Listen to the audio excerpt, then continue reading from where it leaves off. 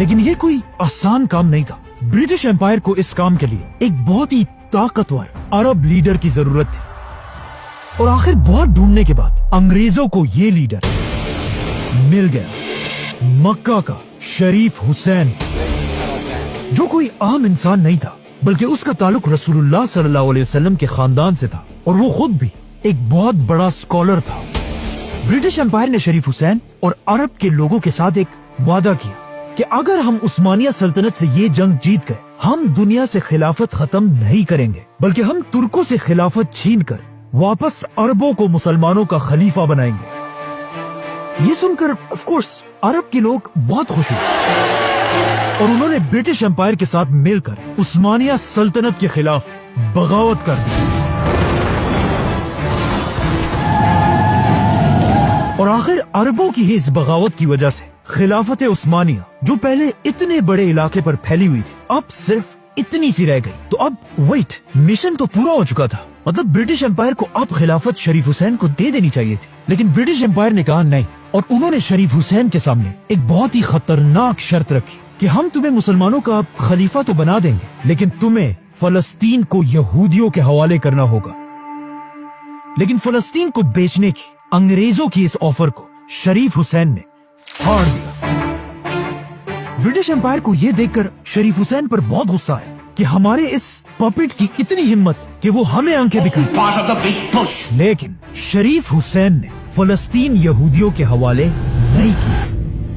ये देखकर British empire ने अपना सारा सपोर्ट शरीफ हुसैन से हटा दिया, जिसके बाद एक ऐसी अजीब सिचुएशन बनी कि पूरी दुनिया में अरबों का कोई भी बड़ा लीडर नहीं था। और ये सब देखकर इस मौके का सबसे बड़ा फायदा एक जवान अरब लीडर ने उठाया, सऊद खानदान का किंग अब्दुल अजीज। अब अब्दुल अजीज शरीफ हुसैन से बिल्कुल ऑपोजिट था। उसे कोई परवाह नहीं थी कि अगर दुनिया से खिलाफत खत्म होती है तो होने दो, अगर फलस्तीन यहूदियों को मिलता है तो मिलने दो। उसे सिर्फ अरब का बादशाह बनना था और अंग्रेजों को भी बिल्कुल ऐसे ही एक सेल्फिश मुसलमान लीडर की जरूरत थी, जो सिर्फ अपना सोचे और बाकी मुसलमानों की उसे कोई परवाह ना हो।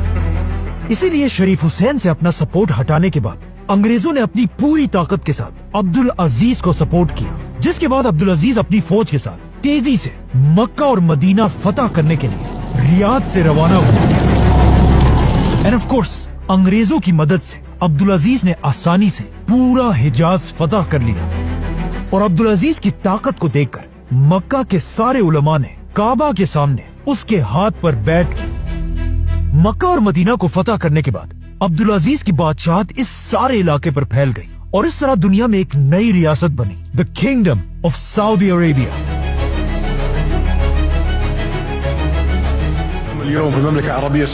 और अब्दुल अजीज इसका पहला बादशाह। सबसे पहले किंग अब्दुल अजीज ने सऊदी अरब को दो बड़े हिस्सों में डिवाइड किया। एक हिस्सा नजद, जिसमें सऊदी खानदान का कैपिटल रियाद था,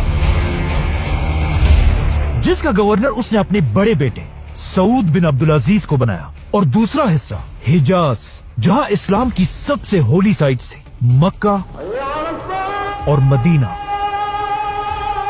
और यहाँ का गवर्नर बादशाह ने अपने दूसरे बेटे को बनाया, प्रिंस फैसल। अब जैसे ही सऊदी अरब एक स्टेट बना, सऊदी के बिल्कुल पास ही एक मुल्क बहरीन में अरब का सबसे पहला ऑयल का कुआं डिस्कवर हुआ। ये देखकर अब्दुल अजीज ने भी अपने अंग्रेज दोस्तों के साथ मिलकर सऊदी अरब में तेल ढूंढना शुरू किया, लेकिन अगले 6 साल तक ढूंढने के बाद भी उन्हें ऑयल का एक कतरा भी नहीं मिला।